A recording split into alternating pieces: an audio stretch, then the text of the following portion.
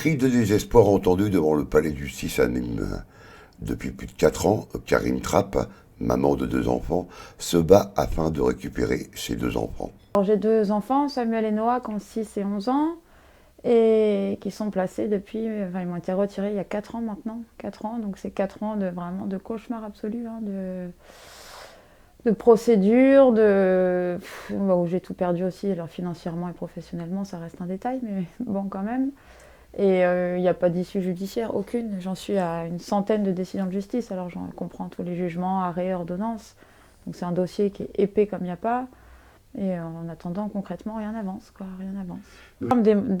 Des motifs que je ne comprends pas forcément et des motifs pour lesquels il n'y a pas de solution, quoi. Donc là, ça fait quand même 1 an qu'on est ensemble. J'ai réécrit à la juge en disant bah, c'est bon, mon couple il est stable, on peut rendez-moi mon fils. Et en plus, elle a dit un temps suffisamment long, donc elle l'a replacé en octobre dernier pour 15 mois. 15 mois, le temps de s'assurer que mon couple est suffisamment stable. Et Noah est dans un foyer d'enfants, quoi. Ça n'a pas d'arranger, ça, en plus. Non, c'est intenable, vraiment. Quand les rouages de la justice se mettent en marche, c'est le pot de terre contre le pot de fer. Là, on me reproche... alors, la juge l'a replacé pour 2 raisons. La première, c'est s'assurer de la stabilité de mon couple avant de me rendre mon enfant.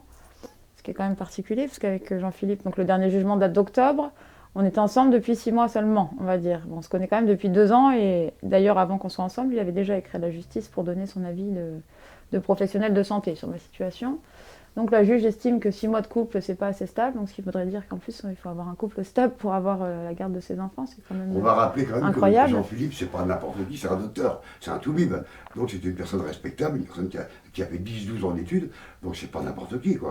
Déjà, et puis 30 ans de pratique, donc bon, ça se saurait si... Oui, il y a 30 ans de pratique aussi derrière, donc effectivement, ça devrait apporter un certain crédit légitime, et on n'a pas l'impression que ça change quelque chose. Hein. Moi, je n'ai pas le droit de voir mes enfants ensemble, ça fait 3 ans que je ne les ai pas vus ensemble, mais elle accorde des services sociaux, des droits de visite et d'hébergement au papa de Samuel, c'est-à-dire que lui reçoit mon autre enfant.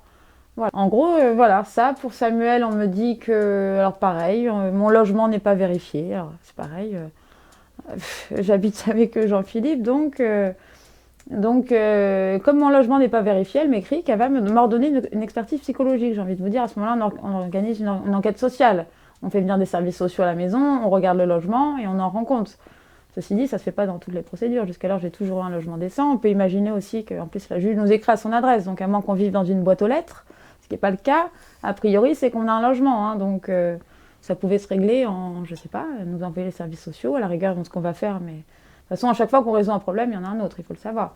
Donc... Après 17 jours de grève de la faim, sans que la justice veuille réouvrir son dossier, et cela malgré de nombreuses preuves démontrées par les experts, Karine Trapp a débuté en plus de la grève de la faim, une grève de la soif depuis 3 jours. Le combat de Karine continue avec l'appui d'un nouvel avocat. Alors, 3-4 mois, premier diagnostic, c'est de façon incontestable l'emprise qui a été subie par ma cliente durant toute la vie commune avec son compagnon, dont est issu l'enfant, pour lequel elle se bat depuis plusieurs années. Ça, c'est un premier constat.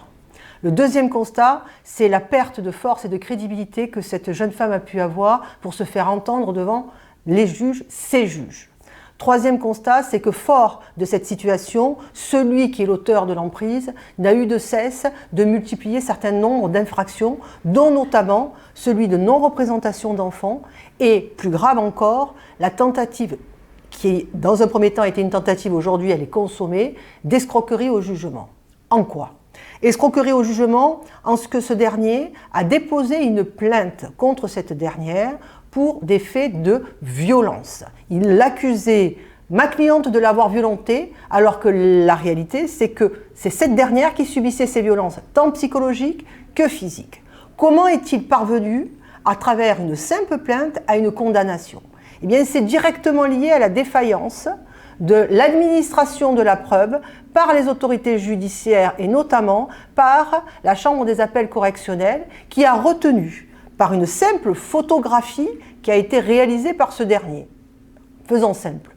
Il prend une photo de lui avec des lésions qui sont constatées au niveau de son visage et il dira « Voyez, cette photo et les lésions que vous constatez ont été perpétrées par ma cliente. » Et alors même qu'il n'y aura aucune vérification sur cette photo, d'une part, Vérification donc de la date à minima de la photo au moment où elle a été prise.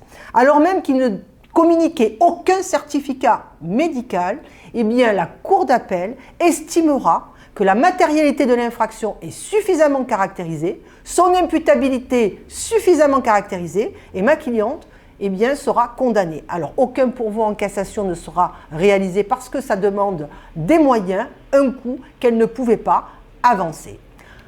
Une fois condamnation posée, le seul moyen de recourir soit à une procédure en révision, soit éventuellement à avoir une condamnation, c'est de faire la démonstration que le document, en l'espèce cette photo qui constatait ces lésions, était un faux. Comment nous pouvons y parvenir? Ma cliente a été dans l'obligation de saisir 2 experts en médecine légale, 2 experts inscrits tous deux auprès de cours d'appel, afin de déterminer par rapport à ses déclarations et par rapport à la photo si ses propos étaient crédibles.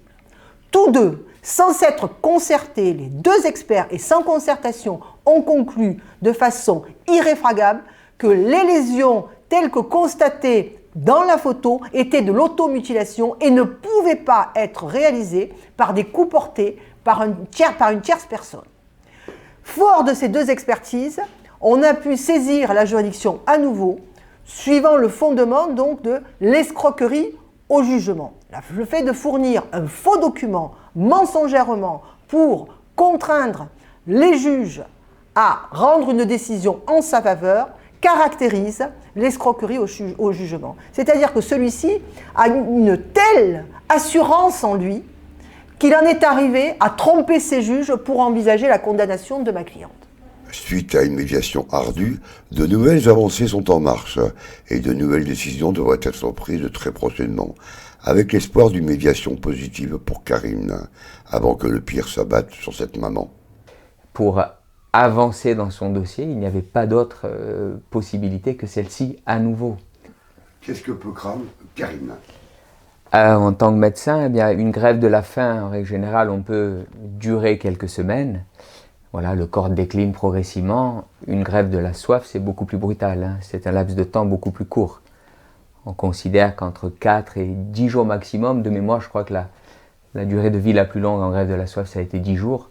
Donc quand on parle de grève de la soif, on parle vraiment d'un compte à rebours qui commence et c'est un laps de temps de quelques jours. Et là, on en est au 2e jour. Le premier et demi. Hier à midi. Hier à midi, oui. Ouais. Hier à midi, elle a commencé la grève de la soif. D'ailleurs, rapidement, les symptômes apparaissent. La fatigue, les maux de tête, les crampes, les reins. Voilà. Donc là, l'échéance, elle est brève et l'évolution, elle est rapide. Donc, voilà. Pour précision quand même, j'ai déconseillé à Karine, elle est en grève de la faim depuis le 1er mars, vous l'avez rappelé, en grève de la soif, donc depuis hier, elle a froid bien évidemment.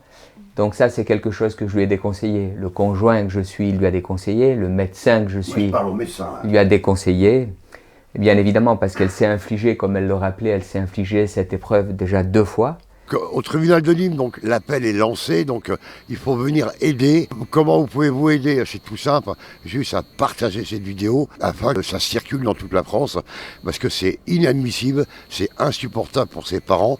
Toutes ces mamans, il n'y a pas que Karine, on voit il y a Sandrine, il y a Isabelle, il y a Vanessa, il y a Léa, donc n'hésitez pas à partager dans toute la vidéo.